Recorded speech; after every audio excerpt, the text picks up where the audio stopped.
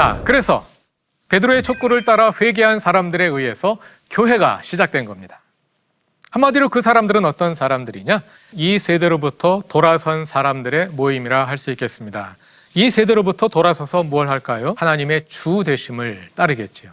그 하나님의 주 되심이 어디에서 이루어질까요? 사도행전 2장 42절, 1절 이하는 교회 모습을 상세하게 보여주는데요. 그 가운데 46절에서 교회의 시간과 공간을 어떻게 서술하는지에 우리가 주목해 볼 필요가 있습니다. 날마다 마음을 같이하여 성전에 모이기를 힘쓰고 집에서 떡을 떼며 기쁨과 순전한 마음으로 음식을 먹고 이렇게 교회를 서술하는데요. 여러분, 일주일 가운데 교회를 상징하는 시간은 언제일까요? 주일이겠지요? 그런데 초대교회에는 주일로 정의되지 않고 날마다로 정의되고 있습니다. 교회를 상징하는 공간은 어디일까요? 교회당이겠죠? 그런데 초대교회는 성전과 집이라는 두 공간으로 설명되고 있습니다. 초대교회는 주일에 교회에서만 이루어지는 것이 아니라 매일 일상에서 이루어진 겁니다. 그래서 우리가 교회의 본질을 이렇게 정리해 볼 수 있겠어요. 교회란 이 세대를 떠나서 우리의 일상에 하나님의 주 되심을 이루는 것, 그것이 교회의 본질이다 하고 말할 수 있겠습니다. 그러한 교회의 본질이 초대교회에서 구체적으로 실현됩니다. 초대교회의 모습을 보면은요, 거기에 크게 두 가지 측면이 있습니다. 하나는 우리가 기대할 수 있는 종교적 측면입니다. 그들은 사도들의 가르침을 받았고요, 기도하기에 힘썼고요, 하나님을 찬미했습니다. 이러한 종교 활동들이 이루어졌습니다. 그러나 그것뿐만이 아니었죠. 초대교회는 믿는 사람이 다 함께 있어 모든 물건을 서로 통용하고 또 재산과 소유를 팔아 각 사람의 필요를 따라 나누어 주며, 우리의 일상생활의 핵심이 어디에 있습니까? 경제생활에 있지 않습니까? 초대교회는 경제생활을 통해 이루어졌다는 겁니다.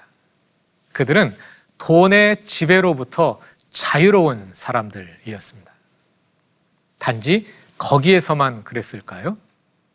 교회뿐만 아니라 일상의 사회적이고 경제적이고 정치적이고 문화적인 그 모든 영역 속에서 하나님의 주 되심을 이루고 있었음을 보여주는 하나의 대표적이고 상징적인 서술이라고 말할 수 있겠습니다.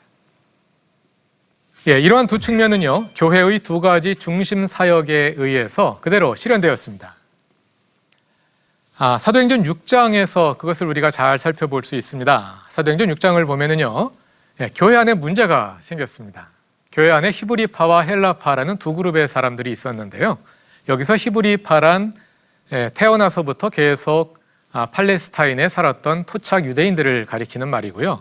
헬라파란 이민 갔다가 돌아온 사람들을 가리키는 말입니다. 이민 갔다 돌아온 사람들은 어렸을 때부터 헬라어를 사용했기 때문에 아람어를 잘 못해요. 토착 유대인들은 아람어를 사용하고요. 말이 잘 안 통하니까 안에 갈등이 일어난 겁니다.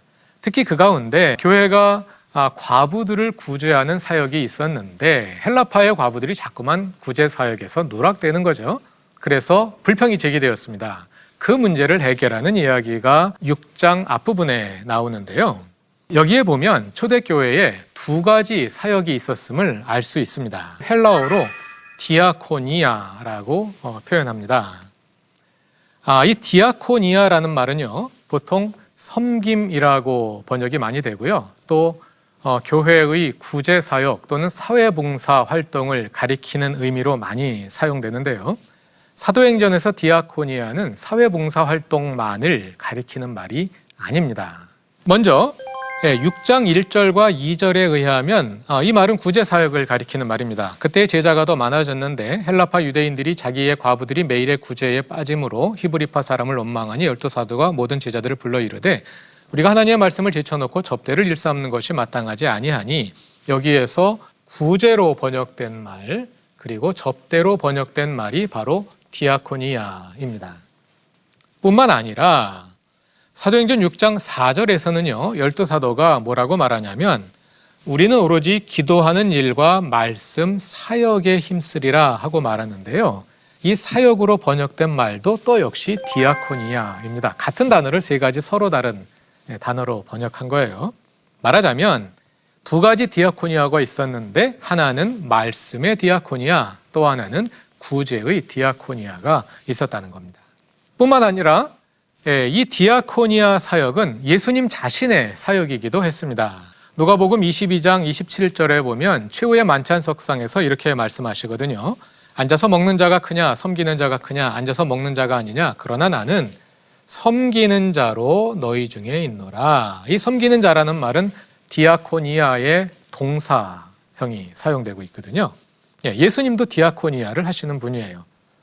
그러니까 누가복음과 사도행전은 예수님의 사역과 제자들의 사역과 또 7사람의 사역을 모두 디아코니아라고 말한다는 거죠. 제가 이걸 왜 설명드리느냐 하면요, 우리가 보통 그 7사람을 가리켜서 집사라고 말하지 않습니까? 사도행전은 그 사람들을 가리켜서 집사라고 말하지 않아요. 그런데 왜 우리가 그 사람들을 집사라고 말하느냐 하면 그 사람들이 디아코니아를 맡은 사람들이었기 때문에 디아코노스, 곧 집사다, 이렇게 부른 거죠. 근데 이렇게 부르려면 7사람뿐만 아니라 12사도도 집사고 예수님도 집사님이 되어야 하는 거죠. 그래서 제가 사도행전 강의할 때는 집사라는 말을 사용하지 않고 그 7사람, 사도행전이 표현한 그대로 그 7사람, 이런 표현을 사용하는 겁니다. 자, 이렇게 해서 초대교회가 탄생했습니다. 거기에 대한 사람들의 반응이 어떻게 나타났을까요? 사람마다 두려워하는데 또 온 백성에게 칭송을 받으니. 초대교회는 사람들이 두려워하는 교회였고 온 백성에게 칭송을 받는 교회였습니다. 오늘날 한국교회는 어떻습니까? 오늘날 한국교회는 사람들이 우습게 여기는 교회 아닙니까? 칭송을 받는 교회가 아니라 비난받는 교회 아닙니까? 초대교회와 정반대로 가고 있다는 것을 알 수 있는 거죠. 이렇게 두려움을 받는 교회가 되고 칭송을 받는 교회가 되었을 때 주께서 구원받는 사람을 날마다 더하게 하셨습니다. 오늘 우리 교회가 어느 방향으로 가야 할지를 잘 보여주는 말씀이라 하겠습니다. 교회의 본질을 되돌아 보아야 할 때입니다. 우리 삶에 적용할 점들을 찾아보죠. 먼저 나에게 작용하는 파라오의 질서는 무엇인지 한번 스스로 식별해 보기로 합시다. 우리가 너무 당연하게 여기면서 살아가고 있는 것, 그것 없이는 살 수 없는 것, 그것이 하나님이 아니라면 그것이 바로 사탄이 우리 안에 들어와서 작동하는 방식입니다. 그 파라오의 질서가 무엇인지 한번 스스로 돌아보기로 합시다. 둘째, 우리의 일상 속에서 교회를 실천할 수 있으면 좋겠습니다. 교회라는 모임에서만 이루어지는 교회가 아니라 우리의 일상, 아침부터 일어나서 숨 쉬고 밥 먹고 직장 생활하고 가정 생활하고 사람들을 만나는 그 모든 영역에서 교회가 이루어지도록 해봅시다. 셋째, 나 개인의 변화뿐만 아니라 어떻게 하면 내가 속해 있는 교회가 변화될 수 있을지 함께 모색하고 함께 기도하면 좋겠습니다. 다음 시간에는 그 교회가 탄생하는 과정에서 하나님의 주 되심을 거부하며 교회를 박해한 사람들이 있었습니다. 다음 시간에는 교회를 박해한 그 사람들이 누군지, 그리고 그들이 왜 그리스도인들을 박해했는지 함께 살펴보기로 하겠습니다. 감사합니다.